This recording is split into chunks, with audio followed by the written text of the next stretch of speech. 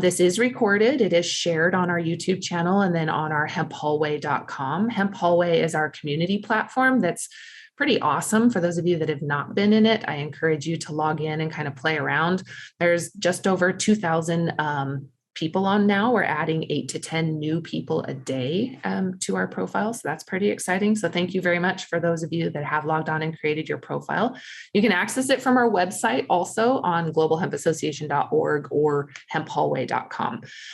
We've also just recently put together the group for our X Prize. And so if you're interested in participating or getting involved in the X Prize group, you're welcome to do that. The X Prize is calculating and really in the data research and the peer review phase of calculating carbon from seed to the end product, the soil, the manufacturing processing, as well as the end product life cycle analysis. So if you guys want to get involved there, and then they're going to compete for Elon Musk's $50 million to prove that hemp makes the largest impact on sequestration, carbon sequestration. So that's kind of exciting. Other than that, next week's events, we have a couple of events coming up that I'd love to get you involved in. The Hemp Hallway is where it becomes really convenient because all of our events are listed under the events tab through the end of the year, and not just our events, but member events within the community as well. And so if you guys have specific things you want to share or get other people involved in, or if you're going to be traveling, please leave a note there. And I know I've changed my plans and we'll be going to MJ BizCon now that I found so many of you are going to be going. So I got FOMO and couldn't miss out. So if you guys are going to be there, I'd love to connect. But other than that, don't hesitate to holler at me if you guys need anything. And Edgar, I'm going to turn it over to you guys. I'm really excited about today's discussion and our 3 guests. And so if you guys have questions, leave them in the chat or raise your hand. I really encourage discussion. This is a fairly small group today, which is really nice because we can start talking about a lot more things easily. And so Edgar, I'll turn it over to you, sir. Thank you. Mandi, thank you so much. I'm pleased to be here today. I'm coming from California. I just moved from Oregon down here to California. Retired back in July. I'm still very much into the hemp industry, but I'm not going to do a lot of farming like I used to do. I'm going to do a lot smaller acreage. Basically, I'm a genetic variation breeder of seeds for the United States. I actually have strains in 22 different states here in Oregon as well since 2015.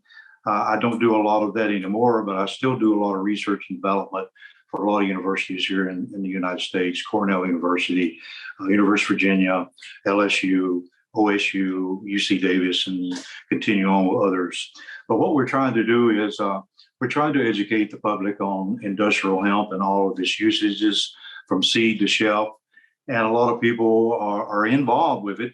A lot of educated people get on board and try to help the initiatives and get it established here in America.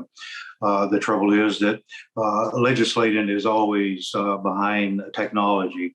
Technology always supersedes it. So the farmers are already on board. We still do a lot of things. So we have to realize that 86% of all farmers in America have been growing for CBDs since the initiative program started back in 2014.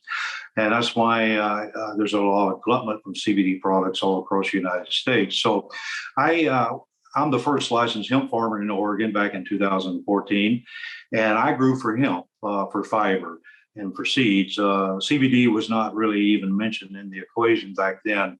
So my first 2 years was actually for fiber. And I'm glad to see that now that fiber is coming on the market pretty heavily here. And I am so excited to be a part of that. I won a government bid a few months back to do feasibility studies for processing mills across the United States. And right now, my consulting group is working on processing facilities across the United States as we speak. So that's a very important part that I'm involved with. I want to see farmers grow more hemp because we've kind of put the cart before the horse here. Processing mills are not going to be established per se because no one has been asking for it.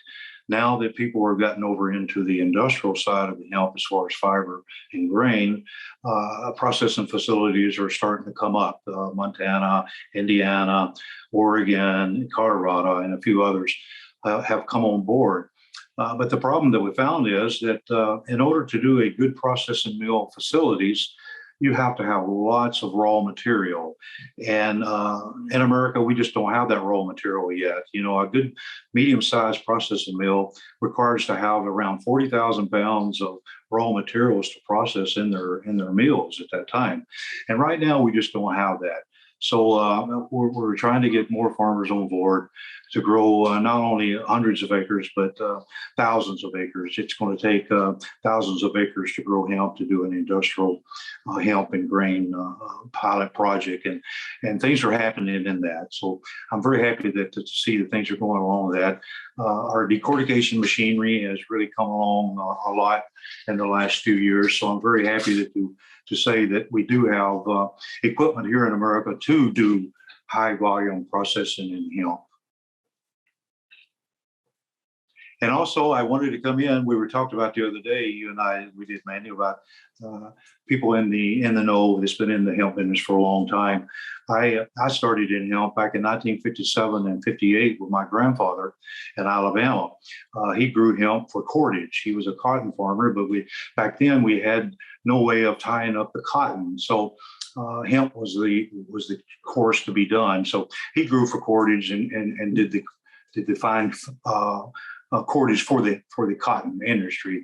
And then in Spain, I grew hemp when I was in the service. I grew cane for 3 years over there. I dated a girl when I was in the service, and her father was a hemp farmer, and he grew for seeds. So for food, basically, still doing it from far as I know. So I enjoyed that, and I've been in the hemp for a long time, and from seed to shelf, I try to do genetic variation breedings that will suitable for American farmers. I'm not too high on industrial seed from other countries like the EU and China and India, just because of the latitude, longitude parallel on the 43rd, 45th parallel here in America. A lot of those European strains are just not viable yet to be produced here on a large scale. So we're having to grow these seeds from other countries for at least 2-3 years to get them stable, to get them consistent, so that we can have a good pedigree of seeds here in America. My forte is that I've been a genetic variation breeder for 55 years. I started out in cannabis a long time ago, and I still do that. I'm a medical marijuana patient here in Oregon, and I have been working with a lot of medical patients through the last 22 years here in Oregon. But what we're trying to do is to come up with genetics that will benefit each and every American that wants to participate in medicinal CBD products, as far as therapeutics, for beauties, for cosmetics. The list goes on and on and on. And we found that most of your geriatric people are very into CBDs, but the trouble is they didn't want the psychotropic effect. So they're wanting the CBD product more than the cannabis THC side. So what I've done as a breeder, I've tried to take both plants and put them together to come up with a custom genetic that will be low in THC and high in CBDs. And that's what we've done at Winterfox Farms for the last 12 years. So I'm very much involved with the seed acquisitions here in America as well. Right now, I'm working on the irrigation and the water droughts in the western states. We don't have any water, and the farmers have actually had to plow in a lot of their crops this year because they just didn't have water to make it grow. So we're very much involved with water issues as well as soil. Our soil it's not very alive today. We've lost so much of our topsoil, it's unbelievable. And by the year of 2050, we've only got about maybe 30 to 40 more years of actually growing products in our soils until it's actually been depleted to where we can't do anything else about it. So that's another reason why we need to do regenerative farming. Monocropping is just not here anymore. Sustainability is just a bridge. Regenerative farming is actually the destination. So we're wanting to get to that destination where we not only take the CO2 out of there, but we are actually implementing and improving our soils at the same time. Awesome. Well, those numbers scare me a little bit. The more that I hang out with you guys and the more smart people we surround ourselves with, the more it just hits us in the face that we really are running out of time. And Yeah, it's kind of crazy when you get out of our circle how much education is lost around the topic. No, that's exactly true. And I'm only one of 40 students that ever went to college for industrial hemp at OSU back in 2013. And I knew a lot about hemp at the time, but I didn't have any credentials. I didn't have any certificates. And it's hard to go out and tell people about hemp if they don't know where you've come from. So what I did, I took the course to get some credentials behind me as well. And I'm glad I did, because I learned a lot in that program. And I think each and every person should have took that course. One day we'll probably have it where you can take it and you can learn all the ins and outs of industrial hemp from back 12,000 years ago to present. So we're very much in the educational and development part of the program. Like I say, our consulting group right now, we're working on processing mills, but what I'd like to do is to gather individuals, farmers, and get a co-op. I know we talked about this before last week about co-ops.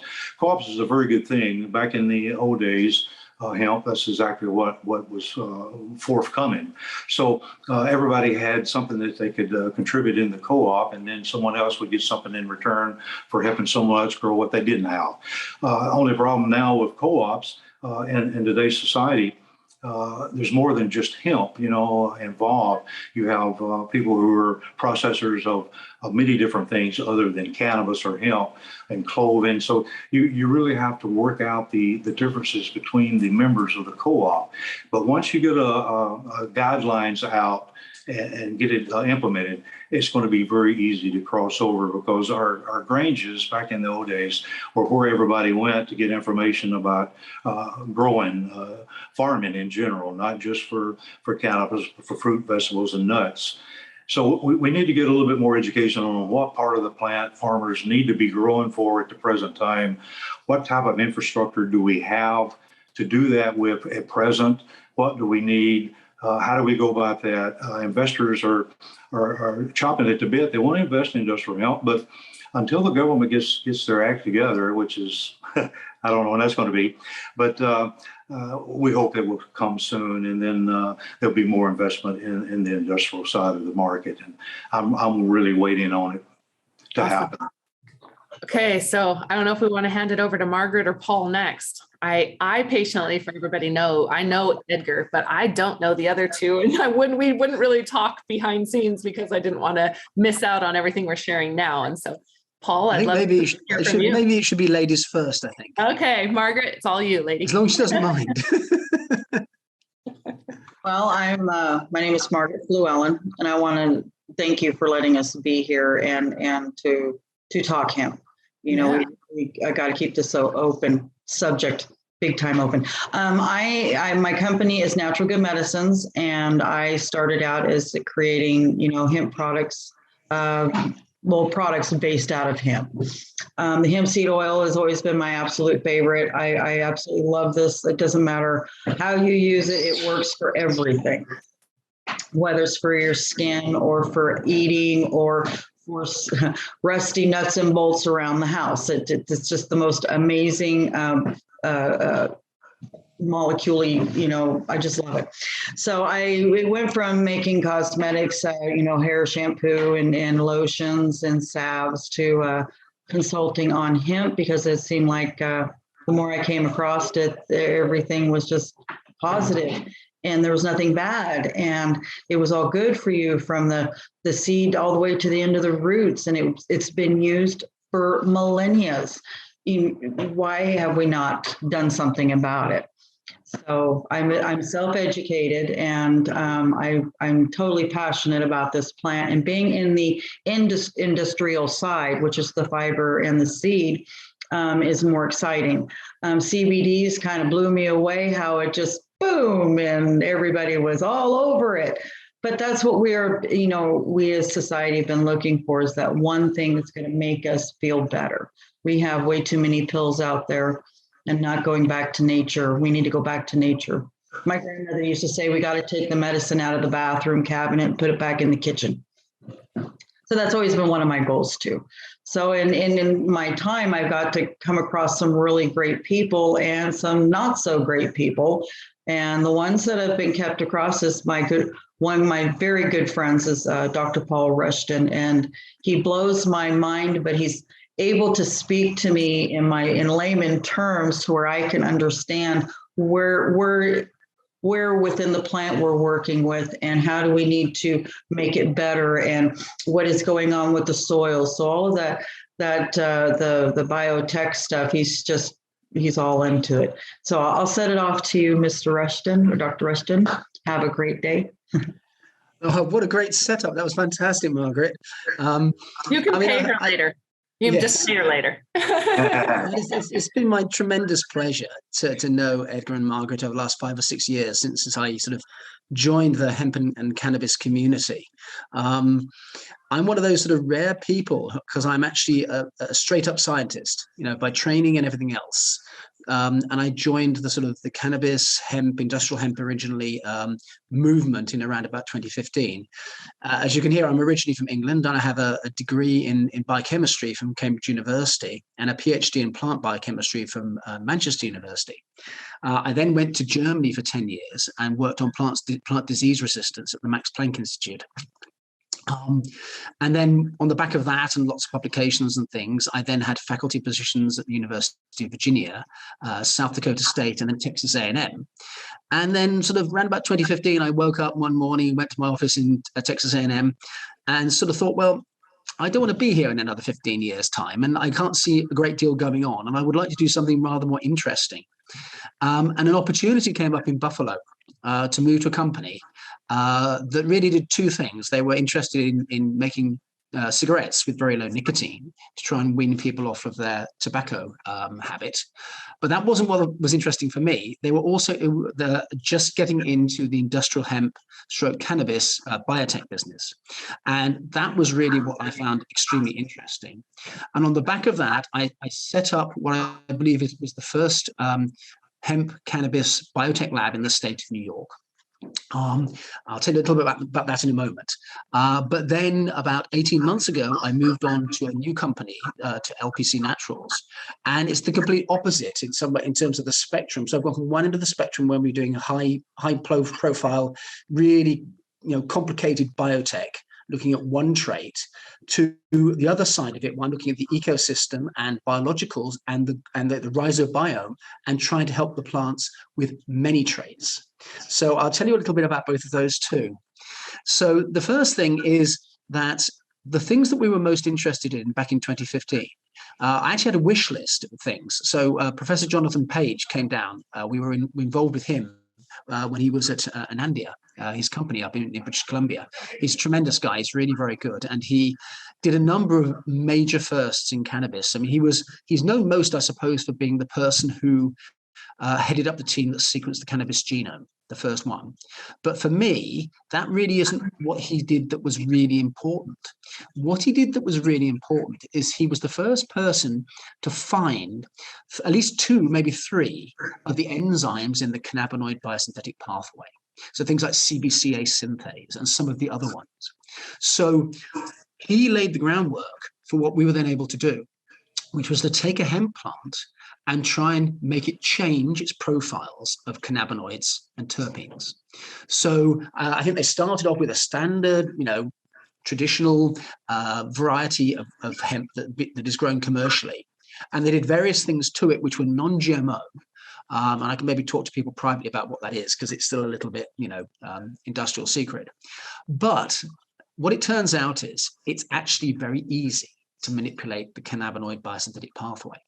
So just this one set of things that they did, it threw out a number of very interesting things. So 0 THC.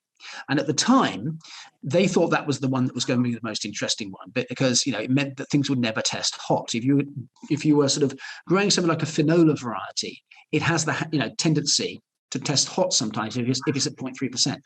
Now, hopefully that obviously is going up. That will be better. But nevertheless, having 0 THC takes a big problem out of the farmer's set of things to worry about. Then he can worry about the weather and things like that.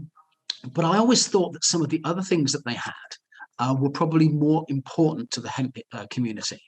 And they never really followed those in the way that I thought they might. The first one is they had a 0 cannabinoid line or two. I always thought that was going to be hemp 2.0, that the varieties of hemp that would be grown in the future for hemp seed oil and anything that went into the supermarkets would come from varieties that were unable to make any cannabinoids at all. So that people standing in the supermarket and they're worried about buying stuff for their kids and they associate cannabinoids with medicines could see that this came from a variety that was incapable of making any cannabinoids. And I always thought that was the way forward, because that would separate industrial hemp as an agricultural commodity completely from the medicinal or even the recreational, because that's all about cannabinoids. So I thought that was one of the things that would be very good. And obviously it's still out there and people could do that. The other one is that they came up with varieties that had higher levels of rare cannabinoids. And I echo Edgar's worry and Margaret's worry about the fact that CBD became everything. 95% of the people growing, according to the inspector lady here in New York, growing industrial hemp and her permits are growing for CBD. That's not sustainable. CBD is the only one that people use most of the time, not because it's the most important or the best, but because it's the most abundant. And because it's the most abundant, more experiments have been done with it. Now, what the guys in the lab had is they had one strain, and it didn't make a huge amount of cannabinoids, but 95% or so of the cannabinoids it made was CBG, and it was 0 THC. And there was another line that was like a third CBC. So you can see where this is going. It turns out the cannabinoid biosynthetic pathway is pretty easy to manipulate. And I think a lot of the things about at least two parts of the hemp industry. So I would say there's three. Obviously, there's the agricultural commodity, there's the medicinal, and there's the recreational. And certainly the medicinal and the agricultural could benefit from these type of changes. So that's the sort of thing that I was involved in. If somebody's interested in talking more about it, I can. And I would be very surprised if there weren't movements, particularly in the rare cannabinoids in the future, where strains were made so that people could have a CBD type or a CBN type, or whatever it might be, and that these would become more available. And I'm very surprised that I haven't heard more about this.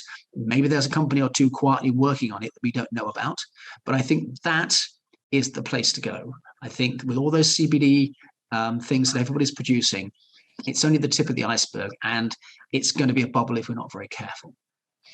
So that's what I first started doing. And now I want to talk about the other end. So about 18 months ago or so, I started working for a company called Lackawanna Products, actually, originally. And what was interesting to me is I just spent like 4 years working really hard on one agricultural trait, okay, just one. Now, what Lackawanna had was a really, really interesting biological control agent, or biological as we call it. And we were so excited by this that we actually spun out a company, which is called LPC Naturals, and we make a range of products for outdoor and indoor growing. And what is interesting about this is, and Edgar's tried it, and I'll let him talk about his experience about it in a little while, because I'd love to hear a little bit more about what he's been doing. Basically, the active ingredient in the product is called Bavaria bassiana, which is a fungus. And the fungus forms a beneficial symbiosis with the plant. So normally you would inoculate either the seed or the roots when it's very young. And if you do it when it's young, it grows up through the vascular tissue in the stem and out into the leaves and forms this symbiosis. And it does a lot of wonderful things. So the interaction prompts growth. So you get a larger root mass. So we've seen, not necessarily in hemp, but in other outdoor crops, we've seen reports of increased drought tolerance because it has a larger root mass, can reach more water, can hold more water. But what we've also seen, particularly in CBD hemp and so forth, and this is where Edgar came in because we gave him some, is we've seen an increase in yield, and we've seen increases in the greenness, so the photosynthesis. And what this has then meant is you get an increase in the biochemicals. So in the case of hemp and the cannabis, that will be cannabinoids and terpenes. So people often find that if they use the biologicals that we make, the plants smell better. And smell and taste is important, it's the terpenes. Okay, so that's the first part of it, but there's lots of other things that it does. So one of the things that the fungus does is it induces something called induced systemic resistance. That's what it's called in the trade. What it means is the plant responds to the fungus by turning on its defenses just a little bit. And having worked for 10 years at the Max Planck on plant disease resistance, I know that how fast and to what extent the plant turns its defenses on can make the difference between whether the plant wins out or the pathogen wins out. And by using the biological and having the plant turn on its defenses a little bit, it gives it an advantage. It primes it. It's a bit like analogous to a 100 meters race, and it's starting on the 10-meter line, not on the block. So that's what it does. And the fungus also contributes because it actually synthesizes biochemicals that work against other fungi that might be things like powdery mildew or botrytis, and it competes with them for space. So you get all of these things, and it's the future. Because if you look at it, I worked on one trait, which was cannabinoids or maybe terpenes. This is cannabinoids, terpenes, disease resistance, growth. It's also insect resistance, because the other part of this is if you take the liquid that we have with the spores in and you spray it on insects like spider mites or flea beetles or something like that, it will kill them. It will kill them stone dead in 2 sprays. It's what Bavaria is most known for. The same goes to an extent as well with things like powdery mildew. We had somebody up in Rochester at the garden factory doing some work with some succulents, and they had big blobs of powdery mildew. And he said, I don't know what to do with this. Can I just dunk it in your product? And I said, well, give it a go. I think I know what might happen. He dunked it in the product. It killed the powdery mildew stone dead, where the powdery mildew just became a scar, and all of the new growth was green and luscious. So this is the future, because when Jonathan Page came to us, when I was working at the other company, he came and gave us all Cannabis 101, and it was for everybody. It's a nice low level that everybody can understand a little bit about. And he gave us a wish list, his wish list of what people would like to do to improve industrial hemp cannabis. And the biological ticks pretty much every box. So it was yield, cannabinoids, terpenes, resistance to spider mites, resistance to powdery mildew, resistance to botrytis, drought tolerance, all of those. So this is where, when Edgar was mentioning it before, he's exactly right. The soils are dying and dead because people have used a lot of fungicides and various other practices, in the second agricultural revolution since the Second World War. Now, if we're going to survive, we're going to need to make those soils living again. And what we're doing at LPC Naturals with our Bavaria products is putting one of the most important ones back in the soil in a more controlled way. Because Bavaria is endemic the whole world over. It's supposed to be there, but we've killed it off in a lot of our fields. And the fact that it works at all shows how bad the situation has become. So this is definitely part of it. And I can see how both parts of what I've been doing in the last few years come together. You get better genetics, and you couple that better genetics with a better understanding of how to grow with biologicals and the ecosystem and the rhizosphere. All of that comes together to make a better growth, to give you more cannabinoids, to give you more terpenes, to give you more yield. And I'll give you one last example. So we had a grow out in the West. It was a big commercial grow. And not many weeks out of harvest, he suddenly got inundated with aphids. And it was basically, that was curtains, because it was going to fail any of the tests. It was just toast. So we got him some of the concentrate with the Bavaria in, and he used it on the mister. And after 2 sprays, it was gone. And it passed the tests. $150,000 worth of product was saved. This wouldn't have been the same if you had sprayed a lot of chemicals on it, if it had gone down the traditional route.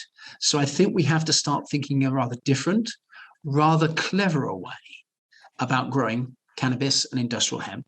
But I think the results are going to be hugely better. And, I'd love to hear a little bit about Edgar's experiences using it, because he's the man who's actually been doing some of this for us. And I know some of the things, but I'd like to hear a little bit more if he's got some time. Thank you, Dr. Paul. Yeah, I'd like to add, I used the product 2 years now in a row. And the first year I had success. I was kind of late in the process of using the products, but this past year I used the spray on my seeds, and I left them overnight in the solution, the honey solution, and then I planted those. I used autoflower was what I was working on at that time. I used autoflower strains. And I did, on your advice, I did 1 row without the product, the next row with the product. And I studied them throughout the growing season. And to my amaze, I was surprised on how the growth was on the plant, how green the chlorophyll was. The root content was really massive, white, no disease looking.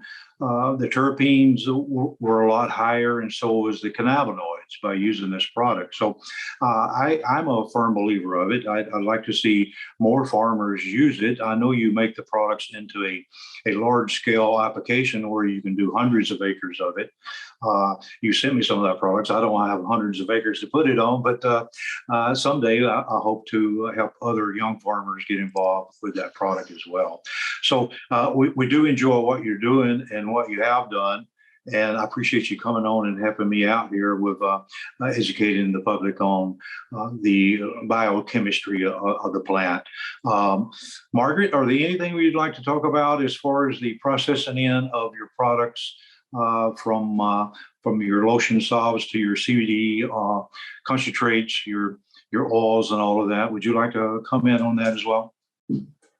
Well, one of the reasons why CBDs really kind of came up really heavy was because of the medical marijuana or the recreational marijuana industry. They already had the facilities to extract the CBDs from it. It was easy to put it in there, other than government saying, well, you can't use the same machine. You got to use one for marijuana and one for hemp. So other than that, it was really easy for them to, go into this field. Where it comes to our industrial side, which is my passion, it's to get them the mills in Oregon that are shutting down because there's not enough trees to go into them. And being that we're not able to, grow enough hemp to facilitate to them, because they can use it if they can get enough of it. So let's get, that's my big part right there. But it's all parts of this plant is usable.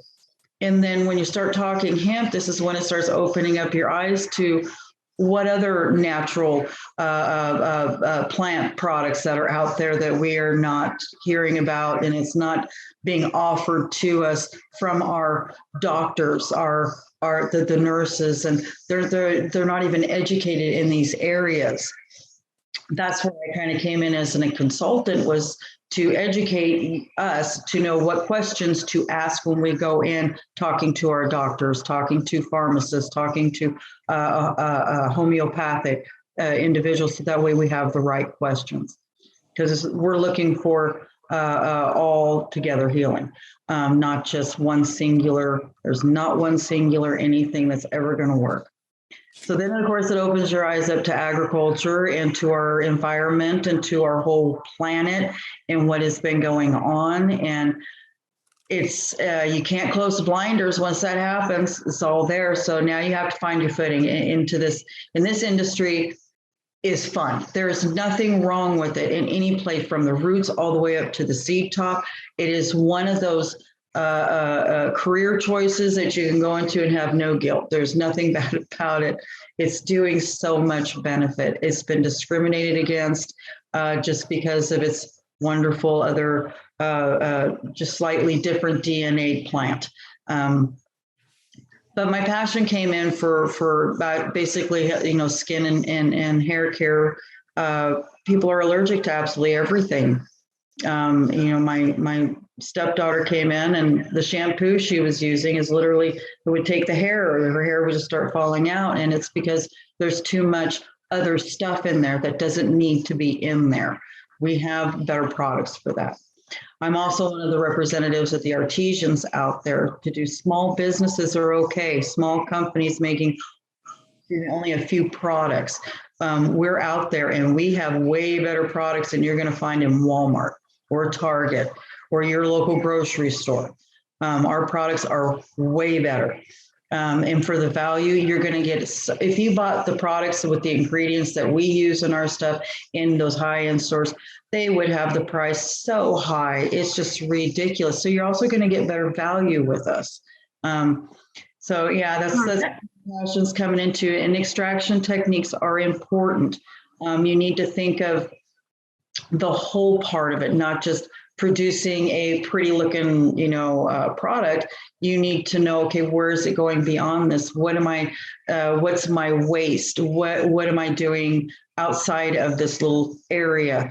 Am I allowing more CO2 to go out into the air that we're trying to clean up? What is my waste? So you got to think of the whole. That's what happens. You get into the hemp and your blinders come off, and you have to start thinking of more than just this one little area.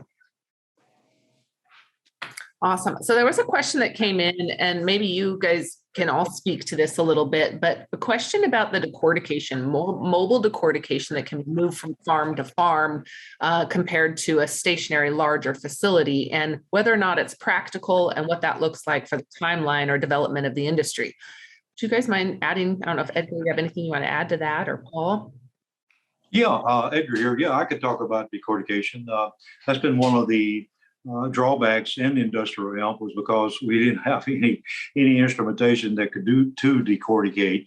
We used a lot of the combines in the early days. I know my first year in Colorado, 2014, we could have took a combine in there to try to chop down 10 to 12 foot tall hemp stalks. And we went about 20 feet, and it got all messed up, and the lignin out of the hemp stalks got around the gears. And so we had to shut down and clean all that out.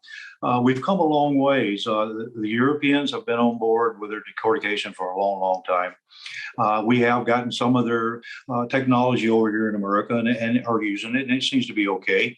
But what I wanted to emphasize that you talked about the mobile unit.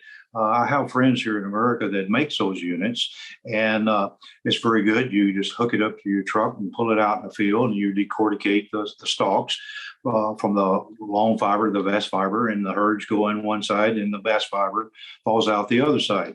The trouble is, though, you've got to get in an area where you can actually dry that out, because the lignin forms methane gas. So you really want to make sure that you have a stationary place to take that immediately, so you can process it. But mobiles are coming around. The prices of them are really outrageous. I don't know how many people can afford them as a small farmer, but maybe a co-op, maybe an investment group could buy a bunch of them and give them out to our local farmers and experiment with them. I'm sure we could. But we really need a land base. We need an industry that's thousands and thousands of square feet to manage all the industrial products that's going to be coming in to be processed, because you have about 5 different parts of that plant that you want to process. Not only do you have the fiber and the herds, but you have the oil, you have the seeds, the roots. So the list is pretty valued, and a lot of people just don't know what type of processing equipment they need to do what part of the plant they want to grow for. So a lot of farmers come out and say, well, I want to grow for all of it. Well, that's good and dandy, but we all can't do that. I tried it when I first started out. I wanted to do every part of the plant, because I've been in the cannabis for so long, and I love the way it grows, and I wanted to really understand the biology and the agronomy behind it as well. But a lot of people don't. A lot of farmers, we've been doing a monocrop for so many hundreds of years.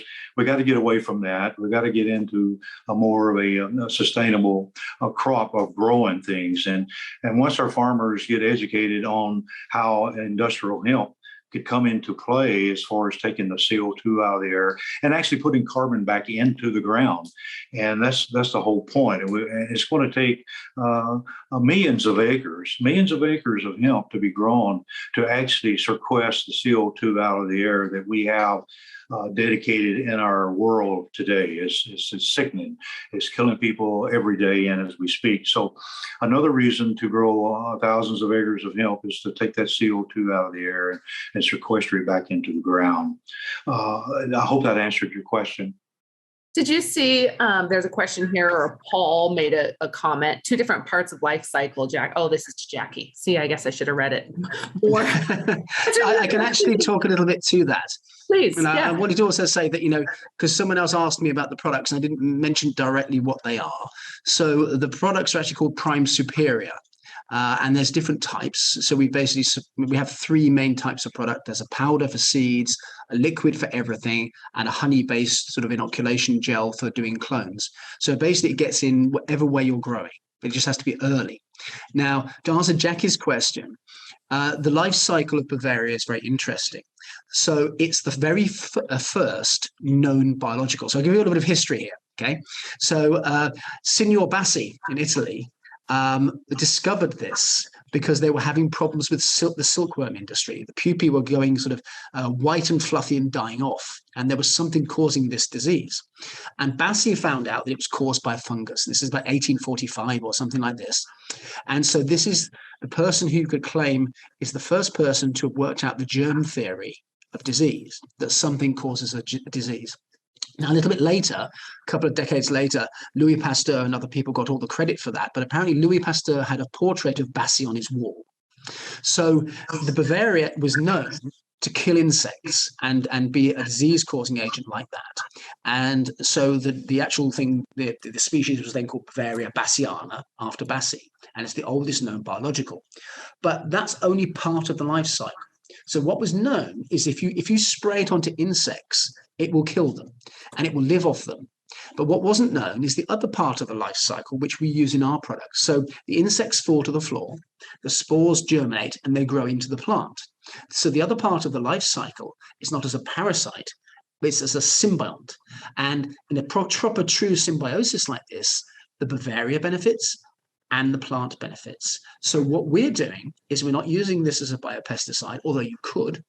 We're using it as an inoculant to set up a symbiosis. And it's only with symbiosis in the plant that you get the increases in growth, the increases in cannabinoids and terpenes and root mass, and all of those nice things that Edgar saw when he was doing it. So this is an interesting example of a biological that's been known for a long time, but potentially the most useful part of it only being realized within the last 10 to 15 years. And it's become more important because in those 10 to 15 years, people have thrown more fungicides onto the soil. They've killed the soil off even more.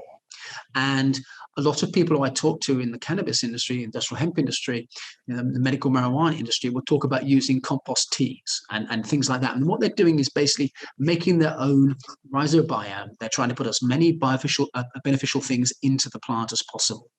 And what we're doing is we're supplying what we think is probably the best one directly to you, so you can start with that. It doesn't mean you can't use your own compost tea or other things as well. It's probably compatible with other things, but this is one of the best ones.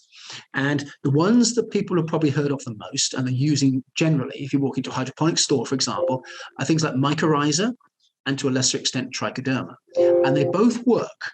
And I'm not saying that they're useless, they're good. But there's one major difference between them and the Bavaria. Trichoderma and mycorrhiza only really interact with the plant's roots. And so they're good for the roots. But Bavaria is systemic. It grows all the way up the stem and into the leaves. So the effects that Bavaria has when it secretes biochemicals against pathogenic fungi, that works because it's in the leaf right next to it. It doesn't work because it's in the root a long way away. I think one of the main things that's going to happen in the next few years is people are going to define biologicals better and then start to put them together. So basically, you've gone from a complex rhizobiome to a single thing and then back again. This is what we've done in science already. You started out in the famous grind and find, where you find one gene and then look at it. Now everybody is looking at all of the genes in the entire genome and all of the things. So they've gone all the way down and drilled down, and they're going all the way back up again and putting them back together. This, I think, is what we'll do with biologicals. And if you go into some of the stores, you'll see that there are some biologicals that you can buy where they've thrown stuff in together. But I'm pretty damn certain they haven't actually checked the effect of everything. They've just thrown them all together. So it's not a very clever way of doing it because some of them might work against each other. So maybe there's a scenario where, for example, something like mycorrhiza in the roots and Bavaria in the aerial parts might form the perfect combination to get the best thing. But we don't know that yet. And that's one of the exciting things. And so at LPC Naturals, we're really excited to be there at the beginning, at the forefront. And we're not just doing stuff in the lab. This is all stuff done out in the field, in commercial grows, in people's basements, wherever they're growing, in people's gardens. And the actual biological itself seems to work on everything. That's the other thing. It's not only found all over the world, but it works on all plants. So we have interesting results in turf grass. We have interesting results in row crops, with trees, with everything.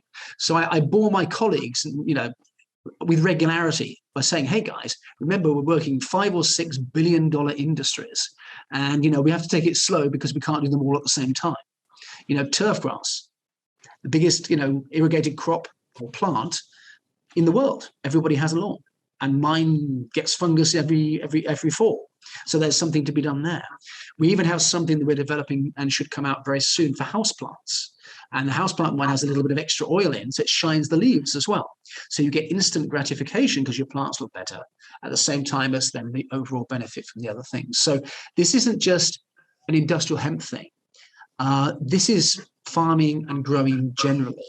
And if you talk to people who are growing produce, they tend to be the most educated people, and they've been using biologicals for 10 to 15 years. So instead of starting and saying, oh, what's a biological? We'll explain how it's going to help. It's, why is your biological better than the one I'm using at the moment?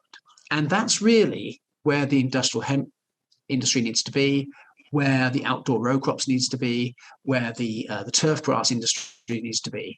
And so, that's where I see, my future over the next few years in that part of the industry, because I just think there's some huge gains to be had. Awesome. Tim, Paul, I think Tim has a couple questions for you, and I don't know how much of them have actually been answered. Tim, if you want to jump in, I'd love to. And then Melissa, before you hang up or have to go again, I'd love an update from you on your processing and how your facility is going, and so forth. But yeah, Tim, go ahead. Yeah, thank you, Mandi. As always, you're doing a great job. I really appreciate the content. Thank you. And Paul, I'm really impressed with your knowledge, and grateful for your time. Also, the question about the Bavaria is I've heard a lot of sales pitches where somebody says my microbes are better than the next person's microbes. And, I know there are, in the plant realm, there are in fact phenotypes that are better. Everybody's red maple is not the same. And we phenotype the cannabis plant so that we find that one pheno, and then that one's the one that we want. So in my opinion, it seems like potentially it is possible that the strains do, 25% better than the next one. And that a little bit, if that question makes sense. Yes. No. So there are differences between different varieties, different strains of these things. But there's also differences in the way they're produced and in the way that they're actually introduced into the plant, in the way that you do that. So let's start off with the varieties. So some varieties obviously work better than others. And the one that we have is a good one.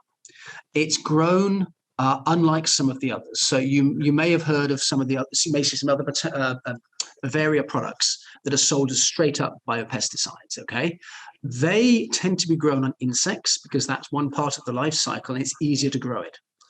The Bavaria that we use is actually cycled through 3 different plant species. So it's optimized for plants and optimized for the symbiosis. So it's not just the strain, but the way in which it's made. And in fact, we have a new variety which we're going to use, which has actually been grown specifically on industrial hemp. So we know that it works as well as it possibly can for that. So that's the first thing. And then after that, it also depends on how clean it is. So the Bavaria that's grown on insect carcasses tends to be much more dirty and come out in clumps. The stuff that's grown on plants, the way that we do it, is much cleaner. And so when you spray it, it comes out in a much finer mist. So you're much more likely to get a better coverage of spores over your plant. And that's, I think, very important for things that are high value, things like medical marijuana plants and so forth, to make sure that you can get it onto the right place. So there are differences between strains. There's differences in the way that you actually make it. And one of our main differences is we have a range of products that we've designed specifically for the cannabis industrial hemp industry.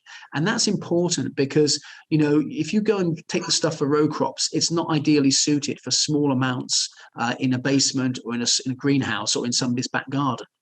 So we've actually done that. And the honey one, the inoculation one, which is used for cloning, is completely specific to us. We came up with the idea that you didn't need to use a synthetic gel with a synthetic rooting hormone. You could actually use what the old wives used to use. I'm sorry about that, sounds sexist, but it's just the expression. And put it into organic honey and put the spores in there. So what happens is we found that using our product, the honey-based product, is almost as good, and in some cases better, than using one of the rooting gels. But the rooting gel stops at the moment the roots are formed. Our product is just starting because that's when the symbiosis starts. So that honey-based one for making clones, and it could be clones for medical marijuana, it could be cuttings for produce or whatever. That's new to us because we thought very deeply about how our customers would want to use it.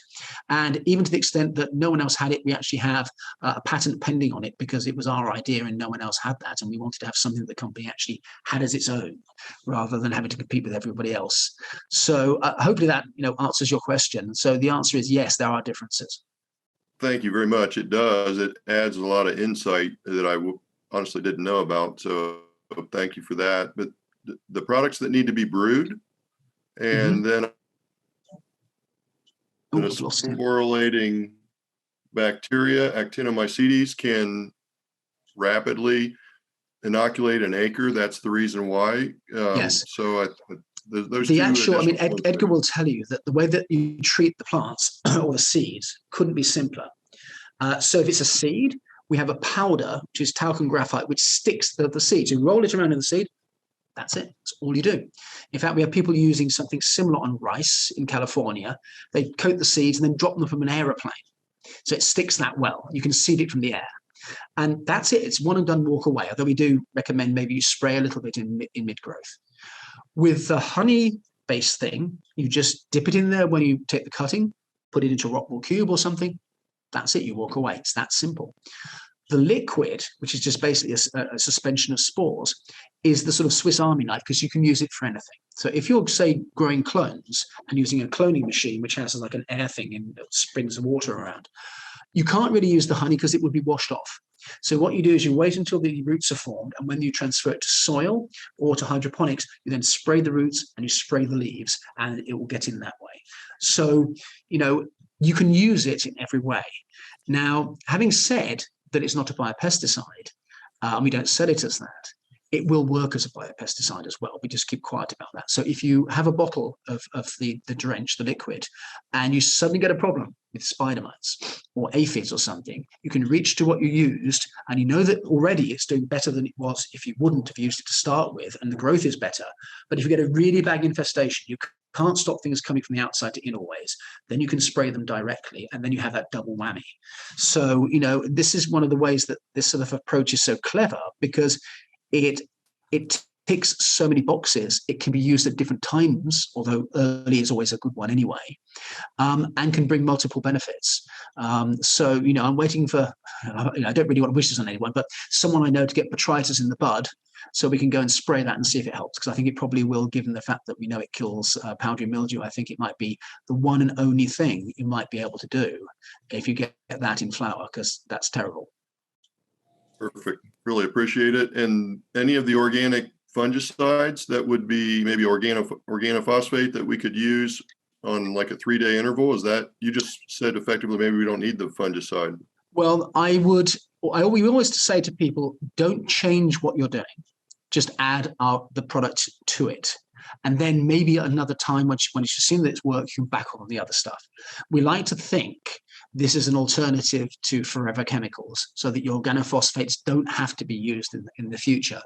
The products that we use for the row crop are already OMRI listed for organic use, and the indoor ones are just in that process. So we're absolutely 100% confident that will happen within the next few months. So that's going to be something else. If you're an organic grower, you can use these.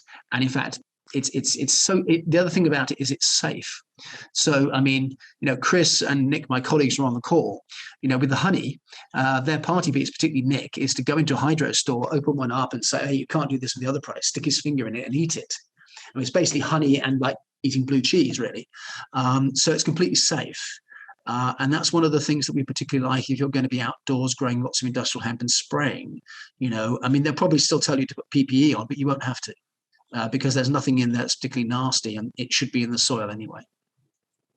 I did not spray my crop last year, but I did this year, and I used the program basically that you're recommending with a couple of other biologicals, and I can say, in fact, the Lepidoptera control was pretty good. I mean, I've always believed in the biological program, so it's nice to hear a lot of what I suspected was going to play out, but once again, thanks for your time. Thanks for everything that you're doing. Really appreciate it. Thank you.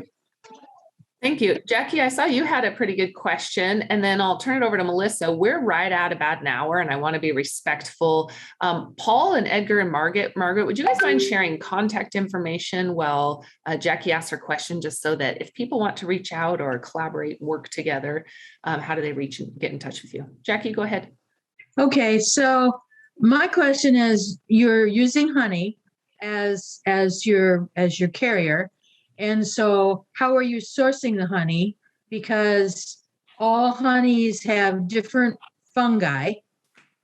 And have you thought of dried willow root? Because willow is actually what the synthetic stuff has been always used for rooting hormone. I think the answer to the question is yes and yes. So I wasn't the person who sourced the honey. But I know that getting organic honey is difficult. So we actually sourced it. I believe it was from Mexico. My colleague Nick could tell me, but we couldn't get it from the US. But we got organic honey from there. And so that's what we used.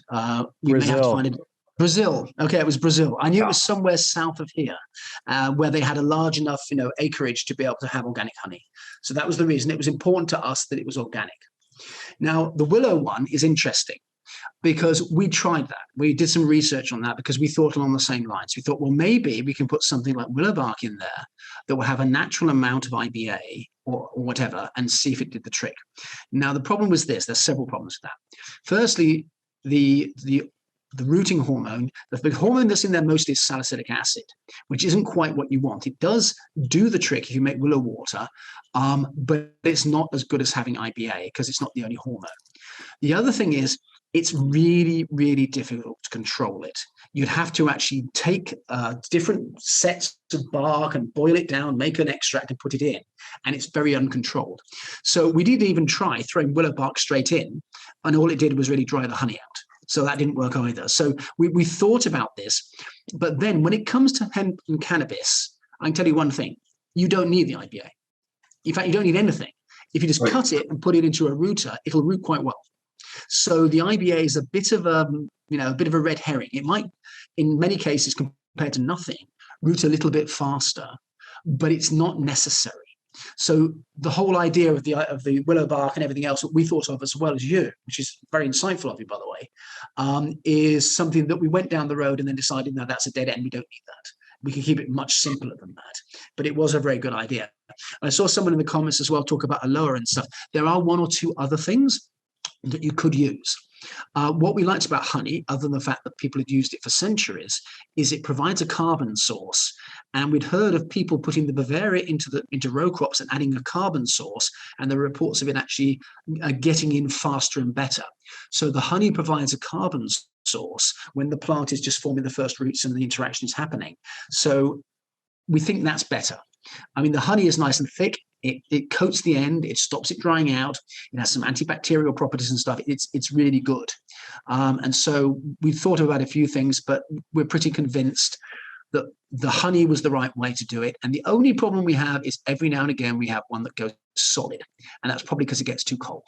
But then we just tell people just to send it in, and we'll give you a new one. Generally, it's just perfect in that way. Awesome. This is exciting stuff. I want to keep talking, but I know that you guys have other things going on. So real quick, Melissa, I'd love an update about what you guys are doing. I've been following you a lot on social media. And for those of you that don't know Melissa in Kansas, please connect with her. She's incredible. Melissa, I don't know if your camera's on. Your mute is off. There you go. Perfect. She's probably in the middle of her tractor. Okay. Yeah. You're awesome. I'm loading seed wheat right now, so getting reloaded. But yes, we have been very, very busy. Social media is the easiest way to keep up to what we're doing. The decorticator is running about 18 hours a day, 6 days a week, and then we come in on Sundays and just kind of clean up and get it ready to go for the week again. Just really, really thankful. We should have a bagger by the end of the next month.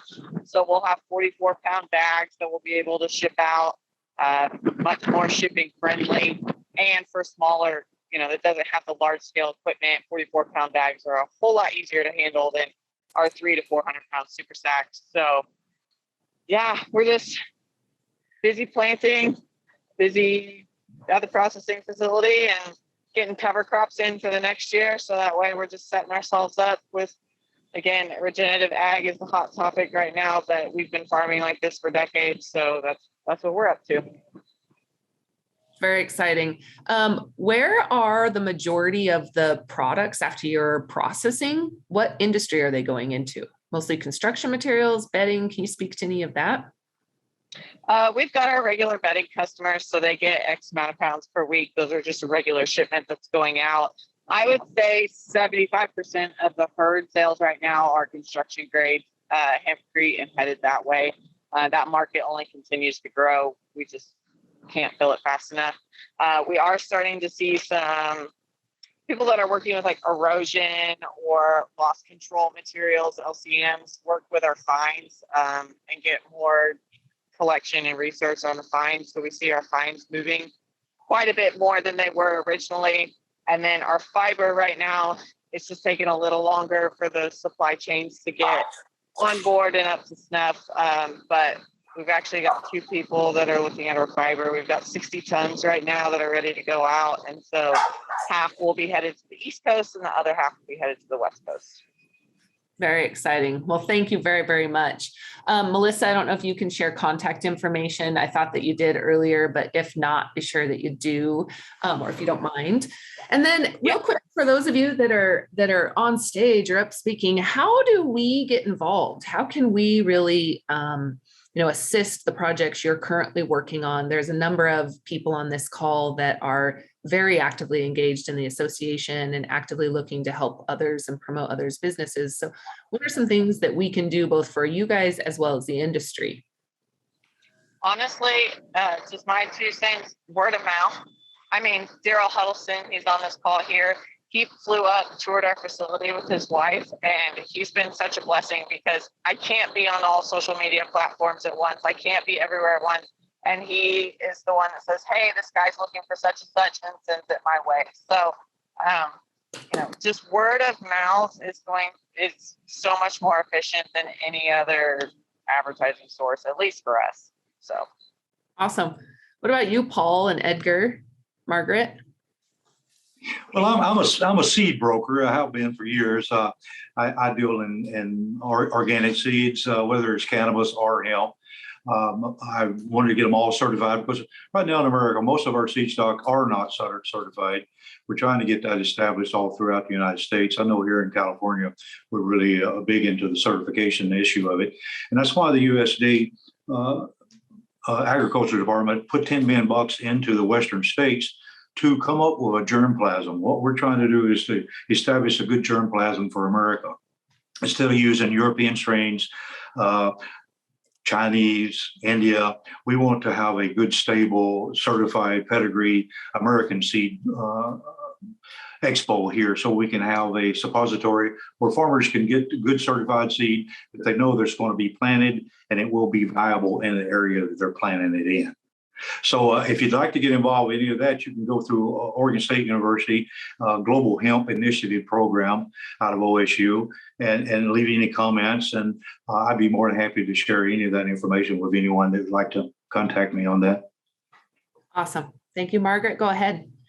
Well, when it comes to product and product creation, the one thing I really want to make sure everybody knows about, don't invest in labels yet. Because the FDA is going to be putting in their rules and regulations when it comes to all of it. They're going to make you change all your labels, and here you have invested in, 10,000 labels for your products because it's an awesome product and you're going to put it out there, which you should. But yeah, don't go into too much investment on that until we get all of our rules coming in. And bombard your congressmen, your locals, to let them know what's going on, something new that you heard. Put it out there, send them an email. At least their aides will get it. If it's a short and sweet, right then to the point, they are more likely to read them. Don't do a big old long letter. They're usually kind of skip over and miss the point. So bombard them, let them know what's going on. The one thing we have found out is that they really don't know what's going on. They are so busy with the economy and all of the fiasco of the pandemic now that they're not able to really keep up on this other issue. This is so new. And it's exciting to see that people are like Melissa, who's actually getting things off the ground and in the areas that I'm so passionate about. Start building some homes that are natural air cleaners, and you can just sweep them into the garden when you're done with it. That is exciting stuff. And having the biotechs out there, you guys are, the science behind it, helping us as the farmers and the producers. It's really important, so now we have our agriculture, we have the sciences coming in behind it, we have the abilities and the brains to do this, we have the ingenuity and the engineers to put things together for us, and we're communicating. We have better ways of communicating now than we have ever had before. So this is exciting time, but knock down your, talk to your congressman, talk to your district, talk to the police officer if you ever come across, just let them know what's going on out there. We need to be safe. We need to look at that leaf and not feel fear and that bad myth. We want to be able to see goodness in agriculture and food and building material and medicines. You got it all wrapped up into one plant. It's scary almost. So one thing out there, but yeah, bombard them. Watch your labels. Don't get too invested in this right at the moment because everything is going to change, but keep yourself educated. Keep talking to everybody. Like, my husband and Edgar Winters and Dr. Rushton, and then all these wonderful people that are on here, because you guys obviously know from your questions what you're doing, which is great. It means it's out there. It's exciting. Well, thank you guys very much. And thank you guys for coming on and speaking today or joining us. I welcome you back anytime. We host 8 to 12 of these a month around different topics, focused from farm, seed, decortication, processing, oil and gas, energy, biofuels, construction materials, textiles. And so however we can support and help you guys, that's definitely our goal, and sharing the message. And then keep in mind, for those of you that are interested in getting more involved, your membership helps us a lot. We have a full team of people behind us that help to produce content. I'm traveling right now to help bridge gaps and help connect people for supply chain, as well as a team that's getting ready to launch a pretty good initiative to help drive consumer demand also. So Margaret, I'd love to chat with you also further, and anybody else, but about that message and what does that message look like to our consumers that put our farmers at the forefront of this, and really connecting, how our farmers involved and that lifeline to those end products all the way to that spaces. Wow, spaceship up in space. Say that 10 times fast.